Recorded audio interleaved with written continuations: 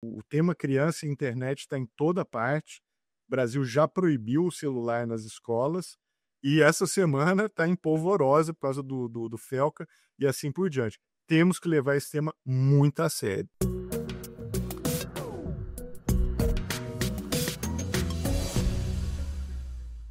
Oi, gente, esse aqui é o podcast Neural, da Folha de São Paulo. Eu sou a Patrícia Campos Melo. Eu sou Ronaldo Lemos. E eu queria dizer para vocês que o Ronaldo vai fazer um anúncio muito importante antes da gente falar o que a gente vai discutir nesse podcast. É uma coisa realmente importantíssima. Ronaldo, conta pra gente. Patrícia, eu quero anunciar que neste episódio eu não gritarei, tá? Esse assunto ele se polarizou, né? Muito impressionante. Comentários em toda parte, as pessoas divididas, falando: Ronaldo precisa gritar mais, Ronaldo precisa gritar menos, para de gritar. Então, nesse episódio, quero anunciar, pessoal, eu ouvi vocês, eu não gritarei. Em vez do grito, eu adotarei a voz suave. Meu Deus do céu. Então, em vez de gritar, eu quero entrar para um outro lugar para agradar o outro público com a minha voz suave. Então, vamos em frente. Ó, eu não sabia disso não, tá, gente? Da voz suave. Vamos ver aí, a gente espera feedback de vocês. No próximo episódio. Mas com essa voz suave. Mas vamos lá. Hoje no episódio a gente tem uns assuntos bem legais. Vamos voltar a falar de crianças e telas. Teve desdobramentos importantes na semana passada. Vamos falar sobre inteligência artificial e pagamento de direitos autorais para os autores dos dados, das músicas, artigos jornalísticos, livros que são usados para treinar os modelos. E, por fim, de inteligência artificial e línguas indígenas, especificamente o Nhengatu, que eu, obviamente, estarei assassinando a pronúncia dessa palavra, vocês já me desculpam, que é um programa bem bacana que vai ajudar a preservar essa língua indígena. Começando aí pelo crianças e telas, esse assunto que é cada vez mais quente, e obviamente a gente viu isso na semana passada, o youtuber Felca fez aquela denúncia em relação à exploração de crianças, etc. Isso aí teve vários desdobramentos, um dos influenciadores foi preso e deu impulso aí a uma legislação que deve ser votada esta semana na Câmara, é o PL 2628 do senador Alessandro Vieira, sobre proteção de crianças online. E também na semana passada, mais uma prova do risco que as crianças correm online. Teve uma reportagem super interessante de um repórter da Reuters chamado Jeff Horwitz. Ele era, inclusive, do Wall Street Journal, fazia várias matérias sobre a Meta. Ele teve acesso a um guia da Meta para inteligência artificial, que é o guia que deve ser seguido ali tanto pela IA quanto os chatbots usados, a Meta IA, como chatbots usados no Facebook, Instagram e no WhatsApp. E lá, basicamente, eles permitem que esses chatbots tenham conversas sensuais com crianças, adolescentes de 13 anos. Por exemplo, olha o tipo de... Eu separei aqui porque é tão bizarro. O tipo de coisa assim, você fala assim, o prompt, né? O prompt, vocês sabem que é aquilo que você coloca ali, a sua pergunta, o seu comando para o chatbot. Então, tem assim... e o que nós vamos fazer hoje à noite, meu amor? Você sabe que eu ainda estou no ensino médio. Isso é a pergunta do usuário que presume-se é um adolescente. Eu vou mostrar para você. Eu vou pegar na sua mão e te levar até a cama. Nossos corpos vão se entrelaçar, todos os toques, todos os beijos, meu amor. Isso é para uma criança. Assim, é um nível de bizarrice. Aí tem vários exemplos. Então, isso já mostra mais uma coisa com a qual a gente tem que se preocupar. Tem duas colunas, uma que é da escritora Giovanna Madalosso, desta semana na Folha, falando de uma coisa importante, que é como é um luxo você conseguir limitar o tempo de tela dos filhos, né? E eu me lembrei que uma vez eu participei de um debate promovido pelo Redes Cordiais, que tinha um líder de uma comunidade, uma favela no Rio de Janeiro, e ele falou assim, olha, enquanto vocês estão se preocupando com os efeitos online sobre as crianças, para grande parte da população, ela ter um celular significa que ela vai ficar em casa e não na rua, correndo o risco de tomar um tiro de bala perdida. Então, assim, todas essas implicações, como a desigualdade também vai se refletir na educação dos filhos e o quanto você consegue controlar, pelo menos, o tempo que eles passam online, já que a regulação está demorando. E aí, por fim, teve uma coluna também do Ronaldo sobre isso, do começo do ano, ali já cantando essa bola, sobre a diferença das crianças que ficam ali no início, nos primeiros anos, sem tela. Ronaldo, o que dá para a gente fazer enquanto não vem essa regulação? Patrícia, primeira coisa, eu acho que a gente está vivendo uma virada geracional, tá? Quando a gente pensa na geração alfa, que é a geração que cresceu totalmente online, é a primeira geração onde o smartphone tinha se tornado universal para a maioria das pessoas, né? E essa geração não tinha preparo nenhum para orientar filhos, para dar diretrizes, limitar o uso, até porque a gente não tinha o conhecimento que a gente tem hoje sobre os malefícios que é uma infância conectada, né? Então, essa geração alfa sofreu muito e está sofrendo, né? Vai continuar ainda a enfrentar esses problemas. E eu acho que o que marca a virada da geração alfa para a geração beta, né, que é a que vem agora, que é a dos crianças que estão acabando de nascer, né, é exatamente o fato dos pais agora estarem espertos. E a gente tem um conjunto de evidências de que, olha, não dá para deixar criança no celular. Isso é uma loucura, tem que tomar muito cuidado. E é interessante porque, além de tudo que você falou, tem um movimento agora no Brasil que é o movimento Desconecta. É um movimento de pais que estão propondo, inclusive no site, né? Até deixa eu ver o nome do site aqui, movimentodesconecta.com.br, e você pode assinar lá um acordo simbólico em que você diz que, como pai, você não vai dar smartphone para o seu filho ou filha até os 14 anos. E só vai permitir que ele ingresse em redes sociais a partir dos 16 anos. Então, esse movimento está crescendo, está sendo falado. Eu fico muito sensibilizado com o que você falou desse debate de que alguém falou, não é a realidade das periferias, né? E é verdade, assim, o Brasil, a maioria das famílias, às vezes só a mãe cuida dos filhos, muitas famílias imensas, um número gigantesco, não tem a presença de um pai, a mãe às vezes tem que ficar fora o dia todo. Então, nessa perspectiva, o celular é um alívio mesmo, porque evita que a criança esteja no bar ou esteja na rua e podendo ser vítima de várias outras coisas. Então, a desigualdade, além de tudo, é muito perversa nesse contexto, né?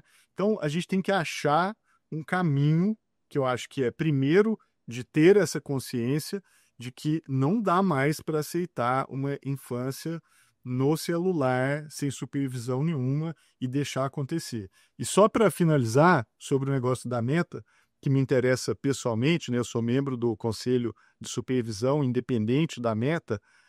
Uma das prioridades que a gente elencou é exatamente a proteção de crianças e adolescentes. Estamos trabalhando, inclusive, lá com a Unicef para pensar isso, e já pegamos casos muito duros sobre isso, inclusive casamento de crianças no Irã, em que a gente derrubou vídeos de maquiagem, ensinando crianças a se maquiarem para o seu dia do casamento, que é uma loucura. E a gente, obviamente, tirou isso do ar. Tem muita coisa também de distúrbios alimentares, né? Que o Conselho também já observou. Então, essa pauta de proteção a crianças e adolescentes é muito importante para a gente. Agora, a gente tem limites, porque a gente tem jurisdição sobre o Instagram, tem jurisdição sobre o Facebook e sobre o Threads. Não tem jurisdição sobre a IA da Meta, né? Mas é um ponto que está na nossa atenção, né? Claro, eu estou falando aqui no meu nome, não posso falar em nome do Conselho, mas é um tema que eu particularmente acho extremamente relevante para isso. Então, acho que assim, estamos vivendo uma virada. O tema criança e internet está em toda parte. O Brasil já proibiu o celular nas escolas e essa semana está em polvorosa por causa do Felca e assim por diante. Temos que levar esse tema muito a sério, tá? Mas que pena que IA não entra, né, na jurisdição de vocês, porque eu acho que agora a próxima fronteira, inclusive de preocupação dos pais, é justamente essa, né? Antes você ficava preocupado, meu filho está no videogame, pode ter um pedófilo falando com ele, sei lá. Era sempre assim, eu, pelo menos em casa, deve ser psicologicamente errado, mas eu sempre botava um terror, falava, não fala com ninguém, tá cheio de pedófilo, pelo amor de Deus, não fala com desconhecido.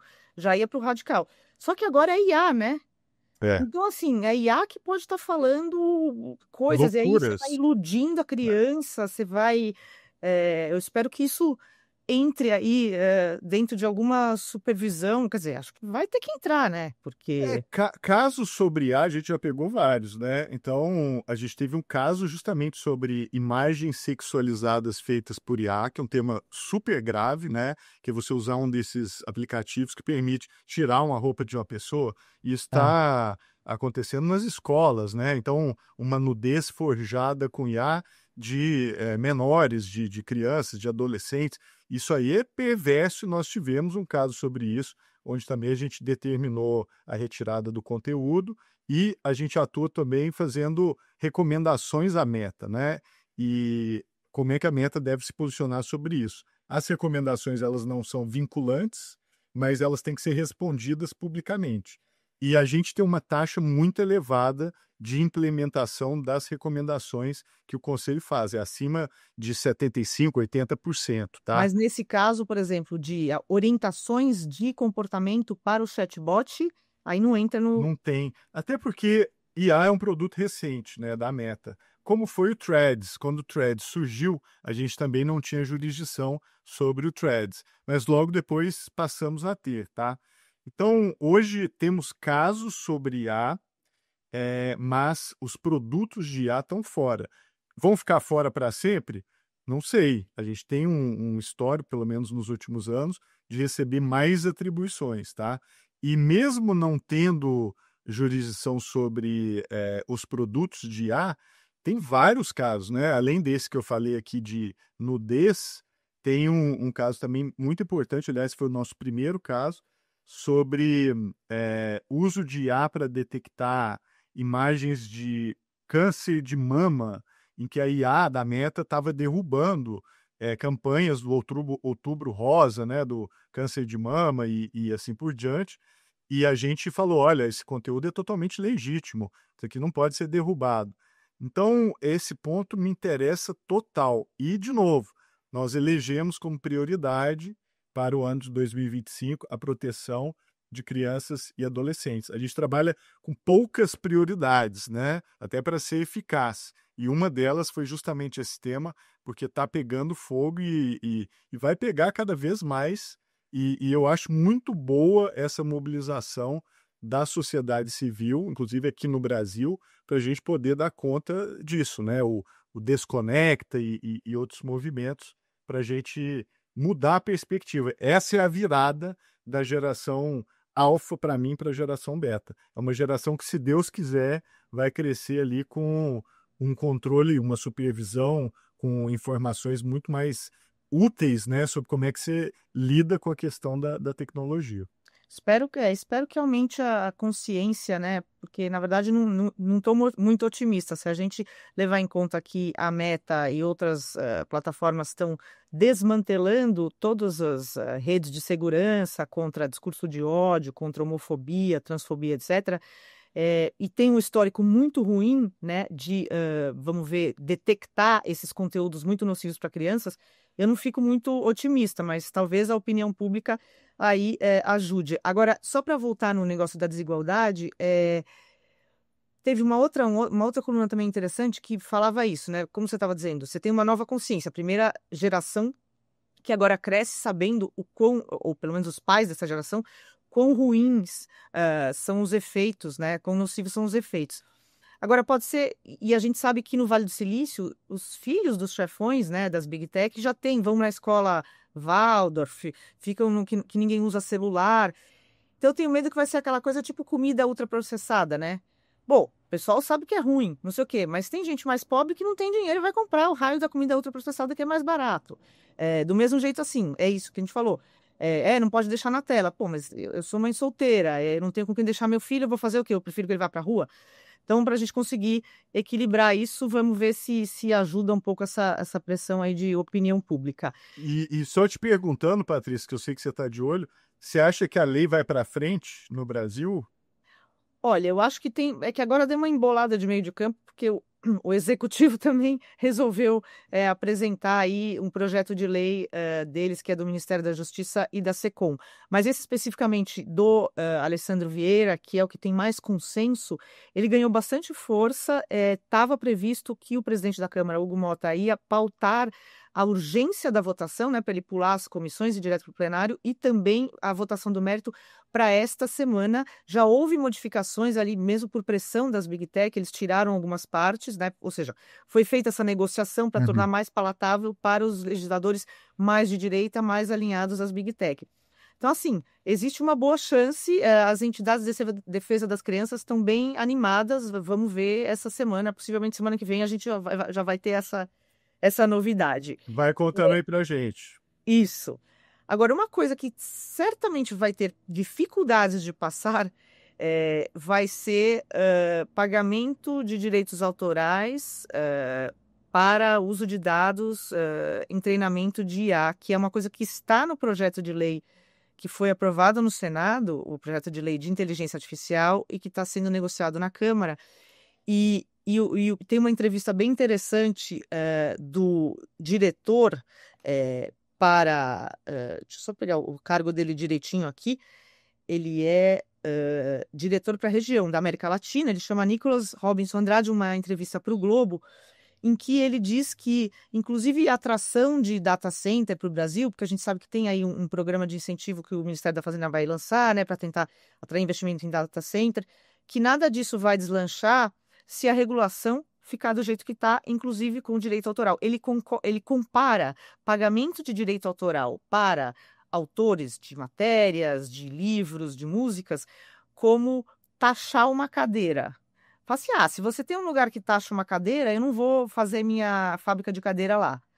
Que é uma comparação um pouco bizarra, pensando que assim, não é uma taxa, é uma coisa que você é o autor e você espera que paguem para usar a sua obra. Do mesmo jeito que as grandes farmacêuticas americanas querem muito que se pague pelas patentes, que se respeite a propriedade intelectual das drogas que elas investiram seu tempo e seu dinheiro para desenvolver. Então, assim, aquele conteúdo da indústria criativa, alguém gastou seu tempo, dinheiro e talento naquilo.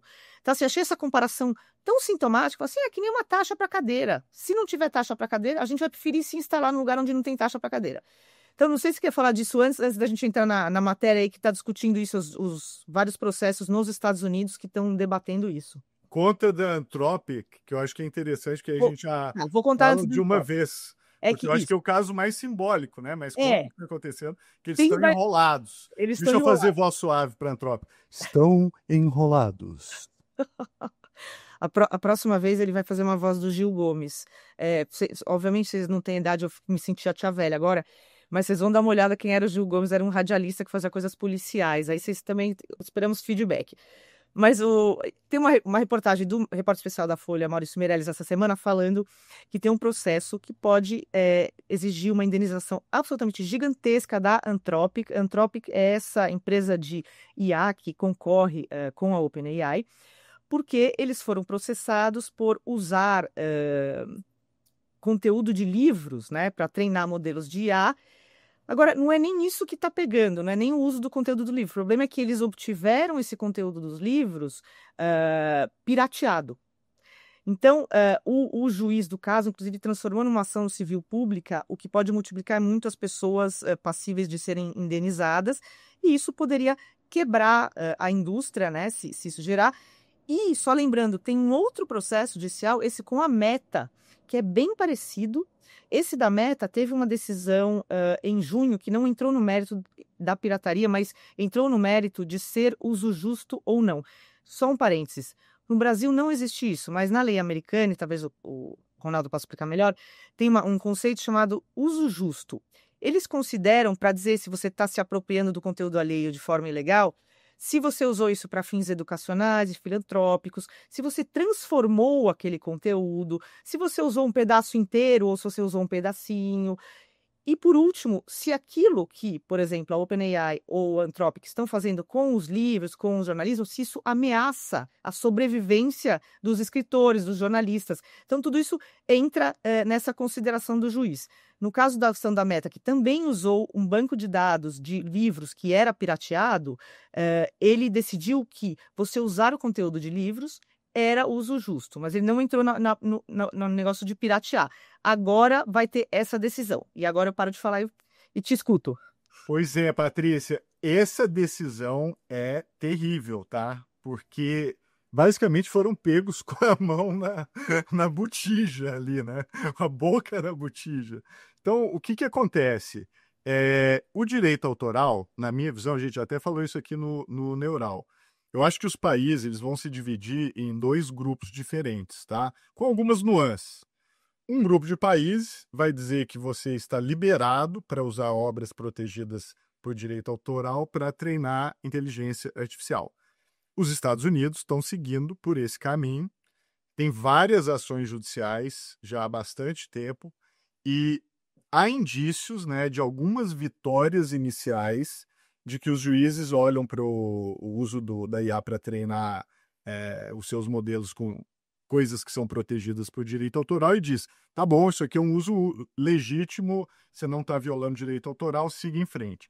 Agora, a cópia usada para treinar, ela precisa ser legítima, né? Você No precisa ter, mínimo, né? No mínimo. precisa ter um acesso legítimo. Não dá para você pegar um arquivo piratão online e botar lá na IA e usar para treinar, tá? Então, essa decisão, ela coloca o judiciário dos Estados Unidos numa posição muito curiosa, porque se existe um país que por décadas combateu a pirataria com forças terríveis, inclusive eu acompanhei a década de 2000 a 2010 no Brasil, fui membro do Conselho Nacional de Combate à Pirataria do Ministério da Justiça e a pressão era fortíssima. Inclusive usavam o USTR, né, que é a seção 230 lá, que agora está sendo usada para essas sanções atuais ao Brasil, para pressionar o Brasil a aumentar as apreensões de direito autoral, a coibir, pôr gente na cadeia que violava o direito autoral. Então, tem um país que defende o direito autoral com unhas e dentes é os Estados Unidos. Então, tomar agora uma decisão que diz, opa, não, peraí, mas para IA pode piratear à vontade. Isso cria problemas e cria problemas também internacionais. Por quê? Os Estados Unidos são membro da Convenção de Berna, que o Brasil também é, que faz parte, por sua vez, dos acordos da OMC, da Organização Mundial do Comércio, através do Acordo TRIPS. Se os Estados Unidos dizem lá que pode fazer isso e pode treinar IA com piratão à vontade, então quer dizer que todos os outros países passam a ter o direito de fazer a mesma coisa e de forma livre, porque o tratamento envolve reciprocidade, tá? Dentro de Berna. Então a gente está entrando numa seara nova, o mundo realmente está entrando em problemas que a gente nunca imaginaria, e o outro rol de países vai ser justamente aqueles que vão dizer, não, peraí, para treinar IA tem que pagar direito autoral, é violação de direito autoral, e vai ter países que vão até dizer que não é nem fair use, né? Não é nem uso legítimo. Você tem que pagar para entrar, entendeu? O Brasil, no PL 2338, está caminhando nesse sentido, né? A parte da lei brasileira que eu considero a parte mais original, né, que não é derivada do EU e AI Act, né, a lei europeia, é essa parte é original. E ela pode ser que indique uma visão de país, né, que ela diga o seguinte: o Brasil não tem a pretensão de entrar na competição por fazer um modelo fundacional linguístico, mas queremos proteger a nossa criação intelectual e todo mundo que treinar modelos fundacionais com obras brasileiras vai ter que pagar os autores. Essa é uma visão que é legítima se o país articular. Outros países, como o Chile, por exemplo, estão criando seus modelos fundacionais, né? Acabaram de lançar o Latam GPT, que é um modelo fundacional chileno, que é treinado com obras de vários tipos, inclusive fala português. Hoje até estava usando aqui, ele conversa em português. Agora, o Brasil pode querer ter uma visão de trabalhar modelos não linguísticos de IA, o que eu acho super interessante, tá? Então, modelos aplicados ao agro, né? Por exemplo, a IA identificando se uma erva é uma erva daninha ou não, isso não precisa de violar o direito autoral de ninguém. Ou operações bancárias, se você pode ali fazer uma operação de crédito ou coisa do tipo, também são não linguísticos. Agora, eu adoraria ver essa articulação mais bem formulada, né?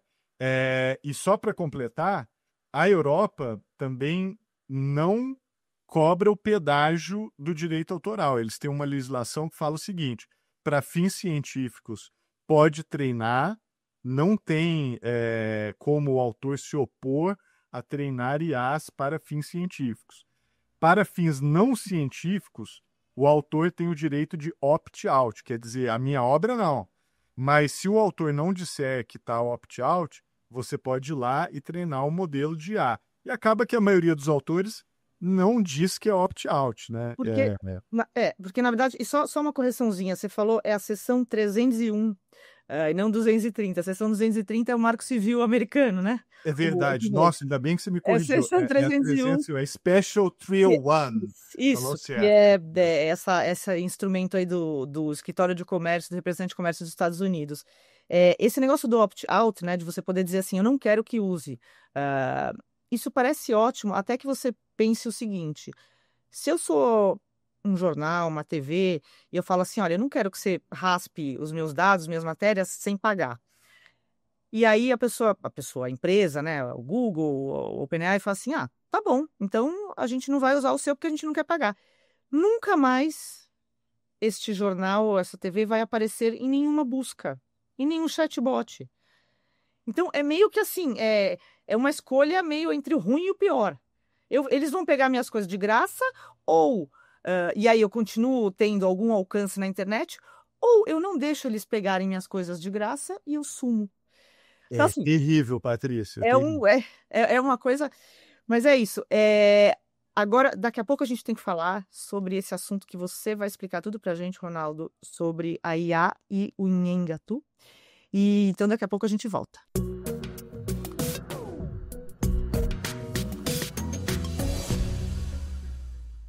Gente, acho que talvez vocês tenham ouvido um bebezinho fofo chorando ao fundo.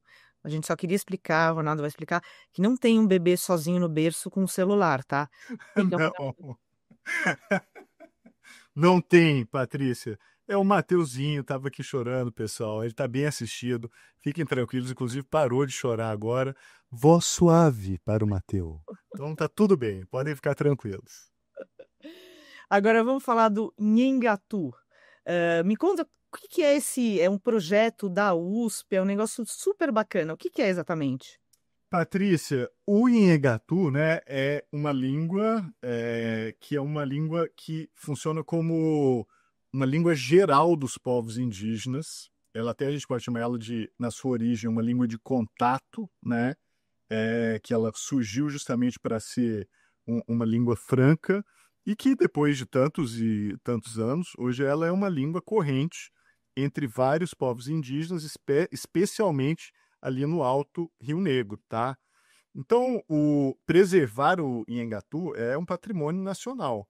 E a gente sabe que um dos problemas que a gente tem com o IA são justamente as línguas pouco faladas, né? Porque ter material em língua portuguesa, espanhol, inglês é fácil. Agora, material em Engatu é muito difícil. Tanto que o primeiro teclado que permite você digitar em línguas indígenas, porque elas têm acentuações diferentes, tá? Então tem jeitos de marcar a letra C com vários tipos de acento, porque a fonética é muito mais complexa e você precisa de um teclado especial do computador para poder fazer essa digitação. Da mesma forma como você muda do inglês para o português e os acentos mudam de lugar, aquele tipo de coisa, até pouco tempo a gente não tinha um teclado adequado para você digitar em várias línguas indígenas, tá? Foi até um projeto muito bacana de jovens que Eu até cheguei a entrevistar para o Expresso Futuro, que criaram esse primeiro teclado. Então, você não tem nem muito material escrito como outras línguas têm. E como o mundo está caminhando cada vez mais para usar IA, eu fico preocupado, porque essas línguas pouco faladas, elas podem simplesmente desaparecer. A gente não tem mais o registro delas. E aí surge esse projeto que eu achei super interessante, tá? Em que a USP, com várias parcerias público-privadas ali, criaram uma iniciativa para levar o ensino do Nhengatu, inclusive com a inteligência artificial, para duas comunidades do Rio Negro, tá? Até eu gosto até de ler o nome aqui, que é bacana da gente pensar e até ver como é que o Brasil é um país tão vasto, né? Mas em Tabocal dos Pereira e Juruti, que ficam às margens, né, como eu falei, do Rio Negro, ali na região de São Gabriel da Cachoeira, mas precisa pegar barco ali por várias horas para chegar lá. E lá agora as escolas estão equipadas com esse tablet e com essa capacidade de digitar, falar, pesquisar em inteligência artificial usando a língua Nhengatu, né? E eu gosto sempre também de falar, São Gabriel da Cachoeira talvez seja a cidade mais cosmopolita do Brasil, né? Você vai lá, parece que você está na cúpula das Nações Unidas, porque são vários idiomas, né? As placas com várias línguas diferentes. Lá acontece a cúpula dos povos ali da Amazônia. Então, é como se estivesse ali realmente num lugar ultra cosmopolita, né? Um encontro de várias culturas, um ponto focal de várias nações, e eu acho isso fantástico, tá? Aliás, falando, o povo que está trabalhando com essa iniciativa é o povo Baré, e eu achei muito bacana porque todo o projeto foi feito com base no princípio que os Baré trabalham, que diz: nada para nós sem nós. Então, tudo foi decidido com o povo Baré. Eles estudaram as repercussões de tudo isso por muito tempo, que era assim, vale a pena, não vale a pena. O chefe lá do povo Baré, inclusive, ficou desconfiado por um tempão se valia a pena ou não fazer aquilo, e depois acabou aceitando, tá? Então, eu sou fascinado por esse tipo de projeto e acho até que o Brasil, né, com tanta riqueza étnica, riqueza histórica, tantos povos, tantas línguas, a gente devia mergulhar de cabeça nisso, né? A gente até falou aqui do Chile fazendo o seu modelo fundacional próprio, que está chamando de um modelo para a América Latina. Eu acho isso fantástico, assim. Eu acho realmente que o Brasil poderia dar isso de presente ao mundo, inclusive outras pessoas, a preservação, né, dessas línguas incríveis que acontecem, que estão presentes aqui muito antes de o Brasil ter a chegada de qualquer português aqui, e isso eu acho que é muito importante. Então, eu adorei esse projeto com o povo Baré, e longa vida ao Nhengatu. Longa vida ao Nhengatu. Olha só, queria só agregar. Não tenho mais nada a agregar a esse assunto, só que, tipo, que legal, quero ir para São Gabriel da Cachoeira, deve ser o máximo. Nunca fui. Olha que interessante, eu peguei um dado aqui que existem mais de 6.000 idiomas, mas menos de 200 têm um mínimo suporte, apoio de inteligência artificial. Então é muito louco, né? Se a gente não tiver um esforço para, de alguma maneira, digitalizar ou criar modelos nesses idiomas, meio que talvez eles se percam em algum, né, em algum momento, né? Acho que é uma coisa também Uhum. de apoiar esses idiomas que estão tendo um número cada vez menor de falantes, né? Por exemplo, eu gravei o Expresso Futuro na Estônia, né? Até já fazendo jabá que vai estrear em outubro. A Estônia, pessoal, um país muito pequeno, 1.300.000 habitantes, e ele é fundado em cima do seu idioma, que é o estoniano. E aí, o ChatGPT não funcionava em estoniano. Não tinha, você fazia perguntas em estoniano há um ano atrás, você não conseguia, era péssimo. E como para os estonianos aquilo é uma questão de vida ou morte, porque o idioma é a base, né, da ideia da Estônia, do país e da história do país, eles acabaram fazendo acordo com a OpenAI para treinar o chat deles em estoniano e preservar a língua estoniana. Agora, me disseram, agora que eu acabei de voltar de lá, que está funcionando e está funcionando super bem. Mas você vê que não foi uma coisa natural. O país teve que se mobilizar e falar, ó, peraí, se a gente não fizer isso aqui, a gente vai ficar excluído do futuro e isso tem impacto na nossa segurança nacional. Se o estoniano desaparece, né, nas várias vezes em que o país foi colonizado, seja pelos suecos no passado, seja pelos soviéticos, né, na época da Guerra Fria, ou até a ocupação nazista, a primeira coisa que tentavam fazer era suprimir o estoniano. E o povo da Estônia é tão perseverante e resiliente que eles não se deixaram subjugar. O estoniano é o grande orgulho nacional. Então, você vê como a língua é importante, Patrícia. E assim, o Brasil, de novo, a gente tem muitas línguas locais preciosíssimas, cada uma desses povos tem a sua cosmologia, tem o seu conhecimento, tem a sua visão de mundo, coisas que são extremamente importantes. Como dizia o antropólogo Eduardo Viveiros de Castro, esses povos não são o nosso passado, eles são o nosso futuro, porque a quantidade de conhecimentos que está embarcada ali, né, com essa relação com a natureza, é muito importante. Quando a internet cair e tudo der errado e o Brasil e o mundo tiver que viver algum tipo de crise, quem vai nos salvar é esses conhecimentos, pessoal. A gente não tem que se iludir. Não é por acaso que o mundo tenta ter reservas desses conhecimentos estratégicas. Por exemplo, na ilha de Svalbard, onde você tem plantas preservadas, sementes, etc., porque isso é fundamental para se pensar o nosso futuro. É a raiz de quem nós somos, né? A base da humanidade está embarcada nisso, e não só a base, não é só a raiz, é o futuro também, é um modus de vida que a gente nem imagina que a gente pode adotar e construir, a gente pode aprender deles, tá? Maravilha. Bom, daqui a pouquinho a gente volta para falar dos vencedores, perdedores e a previsão da semana. Com voz suave.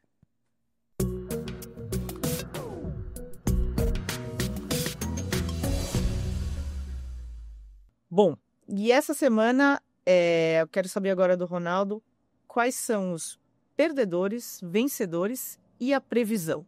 Vamos começar com os perdedores. Patrícia, perdedor, na verdade, não é nem um perdedor, é uma perda mesmo, né? É o Neural fazendo um triste obituário aqui, porque faleceu no dia 4 de agosto um dos maiores nomes da psicanálise brasileira, talvez do planeta, que é o M.D. Magno, que é o fundador da escola freudiana do Rio de Janeiro, e ele também fundou o Instituto novamente em 1991, que tem uma proposta de psicanálise incrível. Ele tem mais de 50 livros publicados, inúmeros artigos. Ele trouxe a psicanálise para a área de comunicação. Ele analisava a internet, esse mundo que a gente está vivendo, essa confusão toda, como ninguém. Inclusive, eu acho que ele construiu as bases teóricas para pensar psicanaliticamente esse mundo que a gente está vivendo. Então, assim, eu sou muito fã dele, tive a honra de me corresponder com ele por muito tempo antes dele falecer.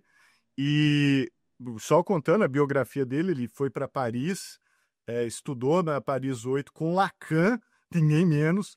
Ele foi analisando do Lacan, trouxe o pensamento lacaniano de uma forma completamente inovadora, juntou com Freud, voltou a Freud, e eu acho ele fantástico. Os livros dele, inclusive, têm títulos impagáveis, tipo Só Papos, né? Um livro fantástico, ou Amazonas, que é também Adoro um trocadilho, adorava um trocadilho. adorável. E não era nem um trocadilho, era uma nova linguagem. Ele chamava de uma linguagem igual Lacan fazia, né, de construir, só que em português, uma linguagem psicanalítica nova. E felizmente, né, a obra dele é continuada agora por tanta gente que é discípula do pensamento dele e que leva o pensamento além, como Oscar Alheiros e vários outros. Então, assim, eu sou um grande fã de MD Magno e inclusive, gostaria de ver mais gente discutindo o desaparecimento dele. Ele chamava-se de MD Magno, o nome dele era Magno Machado Dias. E, pessoal, quem quiser ler a obra dele, porque é muito vasta, tá? Pode me mandar mensagem no LinkedIn. Eu mando textos selecionados, inclusive sobre a parte de psicanálise aplicada à internet, todos esses diagnósticos que ele faz sobre tecnologia. Ele articula muito bem o conceito de artifício que ele traz para o campo da psicanálise. Então, assim, eu fiquei desolado, muito triste. Então, fica aqui a homenagem do Neural ao desaparecimento do MD Magno. Uma pena, mas que bacana que ele deixou aí uma obra vasta que podemos estudar. Eu, por exemplo, que não conheço, fiquei interessada. Vencedores. Olha, então, vencedores aí já é interessante porque o Brasil vai ter uma conferência que ambiciona ser uma espécie de um South by Southwest brasileiro, né? O South by Southwest é uma conferência que acontece na cidade de Austin, no Texas, e que por alguma razão, que depois até posso explicar, virou um imã de brasileiros, né? Quem vai para Austin nessa época da conferência, ouve português em tudo quanto é lugar. Você vai para um bar, tá tocando Cazuza para agradar os brasileiros. Tem karaokê e shows com bandas tocando música brasileira. Então, o Brasil adotou o South by Southwest. E teve uma mudança muito grande no festival, que o diretor que estava lá há mais de 30 anos, que é o Hugh Forrest, saiu em abril agora.